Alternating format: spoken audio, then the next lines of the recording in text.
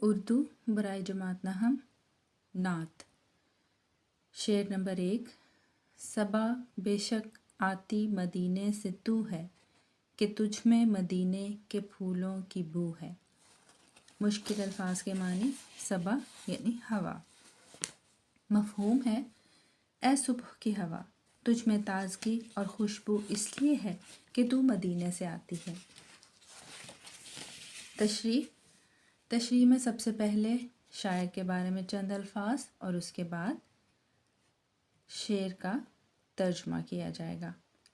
امیر مینائی کی شاعری زبان و بیان کی خوبیوں اور فکر و خیال کی رعنائیوں کا مجموعہ ہے۔ ان کی نعتوں میں عقیدت و محبت، درود اور سوز و گداز کی عمدہ مثالیں ملتی ہیں۔ اس شعر میں امیر مینائی حضور صلی اللہ علیہ وآلہ وسلم سے گہری محبت اور وابستگی کا اظہار کر رہے ہیں۔ وہ کہتے ہیں کہ مدینے سے آنے والی ہوا میں ایک منفرد خوشبو ہے، کیونکہ اس کا گزر حضرت محمد صلی اللہ علیہ وآلہ وسلم کے شہر مبارک سے ہوا ہے۔ آپ صلی اللہ علیہ وآلہ وسلم کا رتبہ اللہ نے تمام نبیوں اور پیغمبروں سے بالا رکھا ہے۔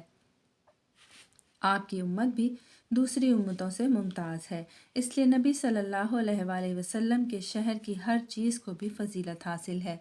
اسی لیے شاعر مدینے کی ہوا کو کہتا ہے کہ تجھ میں ایک خاص اور منفرد خوشبو ہے جو ہر ایک کو دیوانہ بنا دیتی ہے۔ وہ قول شاعر جب مجھ کو مدینے کی فضا آتی ہے، سانس لیتا ہوں تو جنت کی ہوا آتی ہے۔ شاعر ایک عاشق رسول ہے اور یہ اس کی عقیدت ہے کہ اگر باد صبا معطر ہے تو نبی صلی اللہ علیہ وآلہ وسلم کے وسیلے سے ہی ہے۔ شعر نمبر 2۔ سنی ہم نے طوطی و بلبل کی باتیں، تیرا تذکرہ ہے تیری گفتگو ہے۔ مشکل الفاظ کے معنی ہیں تذکرہ یعنی ذکر، گفتگو بات چیت۔ مفہوم اے محمد صلی اللہ علیہ وآلہ وسلم تمام گیت گانے والے پرندے اپنی اپنی بولیوں میں آپ صلی اللہ علیہ وآلہ وسلم پر درود و سلام بھیجنے میں محو ہیں۔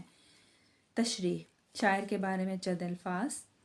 امیر مینائی کی شاعری زبان و بیان کی خوبیوں اور فکر و خیال کی رعنائیوں کا مجموعہ ہے۔ ان نعتوں میں عقیدت و محبت، درود اور سوز و گداز کی عمدہ مثالیں ملتی ہیں۔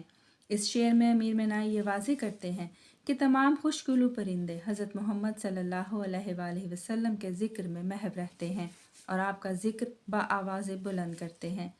بے شک اللہ اور اس کے فرشتے نبی صلی اللہ علیہ وآلہ وسلم پر درود بھیجتے ہیں۔ اے مومنو تم بھی ان پر درود و سلام بھیجو۔ خود خالق کائنات نبی صلی اللہ علیہ وآلہ وسلم پر درود بھیجتا ہے تو ایسا کیوں کر ہو کہ اس کی مخلوق آپ پر درود نہ بھیجے۔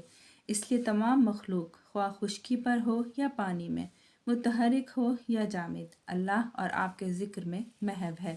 اس لیے شاعر کہتا ہے کہ طوطی اور بلبل بھی اپنی خوبصورت آوازوں میں اپنی اپنی بولیوں میں محو ذکر مصطفیٰ صلی اللہ علیہ وآلہ وسلم ہیں۔ شعر نمبر 3۔ جیوں تیرے در پر مروں تیرے در پر، یہی مجھ کو حسرت یہی آرزو ہے۔ مشکل الفاظ کے معنی ہیں حسرت تمنا، آرزو خواہش۔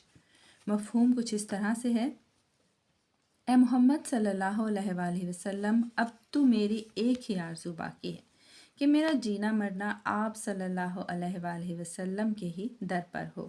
تشریح شاعر کے بارے میں چند الفاظ۔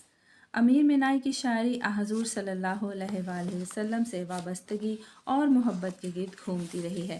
ان کی تمام حسرت و آرزوؤں کا مرکز ہے کہ ان کا جینا مرنا آپ کے لیے ہو۔ آپ صلی اللہ علیہ وسلم کا ارشاد ہے تم میں سے کوئی بھی اس وقت تک مومن نہیں ہو سکتا جب تک کہ میں اس کو، اس کے والدین، اس کی اولاد اور تمام لوگوں سے بڑھ کر محبوب نہ ہو جاؤں۔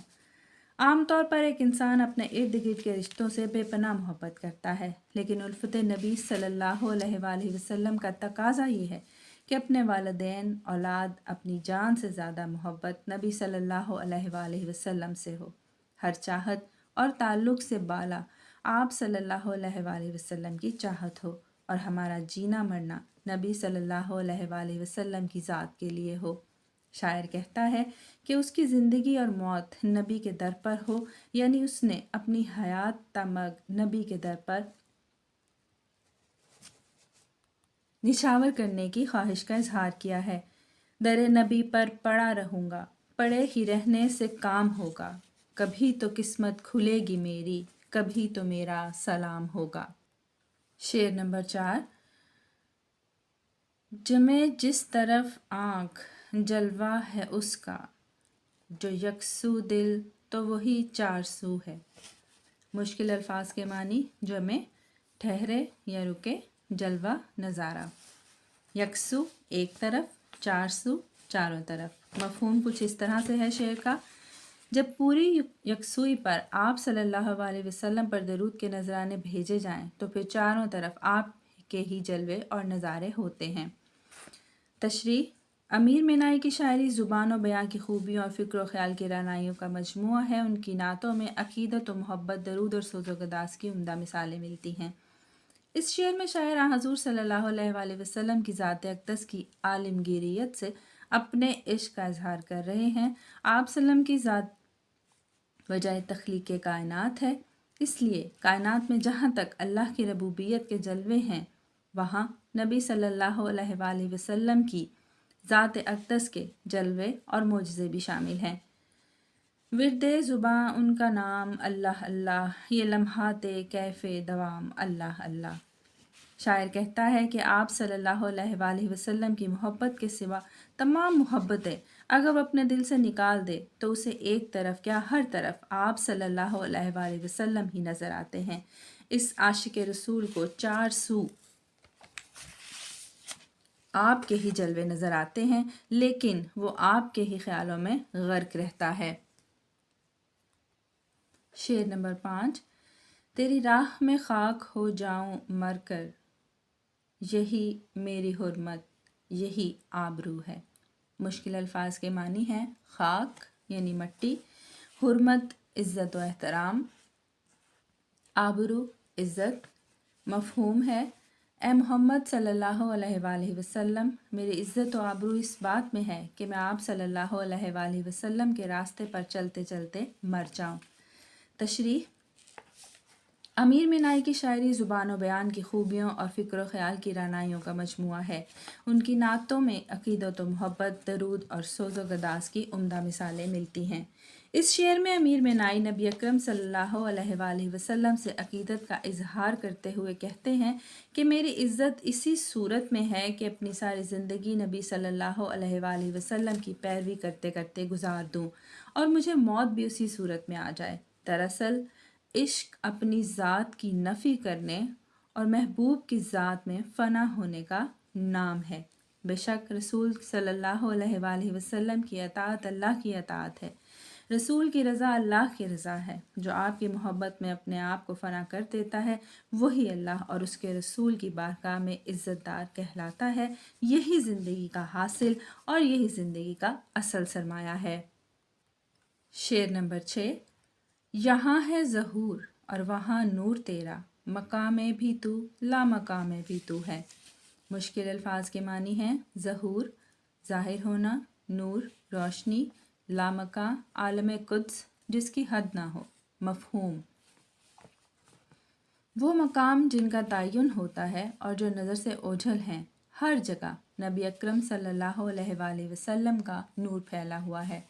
تشریح: امیر مینائی کی شاعری زبان و بیان کی خوبیوں اور فکر و خیال کی رعنائیوں کا مجموعہ ہے۔ ان کی نعتوں میں عقیدت و محبت، درود اور سوز و گداز کی مثالیں ملتی ہیں۔ خدا کو رب العالمین کہا جاتا ہے اور آپ صلی اللہ علیہ وآلہ وسلم کو تمام جہانوں کے لیے رحمت کہا گیا ہے۔ اللہ کی قدرت اور نبی صلی اللہ علیہ وآلہ وسلم کا نور ہر جگہ نظر آتا ہے۔ انسان کی نظر محدود ہے، لیکن نبی صلی اللہ علیہ وآلہ وسلم کا نور برحمت خداوندی چار سو پھیلا ہوا ہے۔ نگاہ عشق و مستی میں وہی اول وہی آخر، وہی قرآن وہی فرقان وہی یاسین وہی طٰہٰ۔ امیر مینائی کا موقف ہے کہ اس کائنات کے بارے میں ہمارا علم، ہماری معلومات محدود ہیں۔ ہم اس کائنات کے معمولی حصے کو جانتے ہیں، باقی جو کچھ ہے اسے ہم لامکا کا نام دیتے ہیں، لیکن حضور صلی اللہ علیہ وآلہ وسلم کی ہستی ایسی نہیں ہے، اس کا نور مکاں و لامکاں تک پھیلا ہوا ہے۔ شعر نمبر 7۔ جو بے داغ لالا جو بے خار گل ہیں، وہ تو ہے وہ تو ہے وہ تو ہے وہ تو ہے۔ مشکل الفاظ کے معنی ہیں بے خار بغیر کانٹوں کے پھول۔ مفہوم: حضور صلی اللہ علیہ وآلہ وسلم کی ذات اقدس ہر خامی سے پاک ہے۔ تشریح: امیر مینائی کی شاعری زبان و بیان کی خوبیوں اور فکر و خیال کی رعنائیوں کا مجموعہ ہے۔ ان کی نعتوں میں عقیدت و محبت، درود اور سوز و گداز کی عمدہ مثالیں ملتی ہیں۔ پھول حسن کی علامت ہے۔ گلاب کا پھول پھولوں کا سردار مانا جاتا ہے، اس پر کانٹے ہوتے ہیں، جبکہ لالا کا پھول داغدار ہوتا ہے۔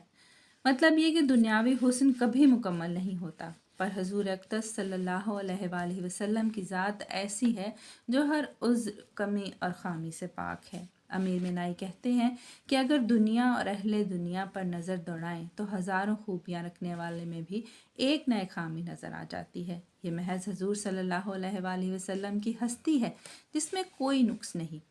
انسان اللہ کی مخلوق میں اشرف المخلوقات ہے، اور انسانوں میں افضل ترین حضرت محمد مصطفیٰ صلی اللہ علیہ وآلہ وسلم کی ذات اقدس ہے، جو ہم سب کے لیے مشعل راہ ہے اور ہر خامی سے پاک ہونے کی وجہ سے افضل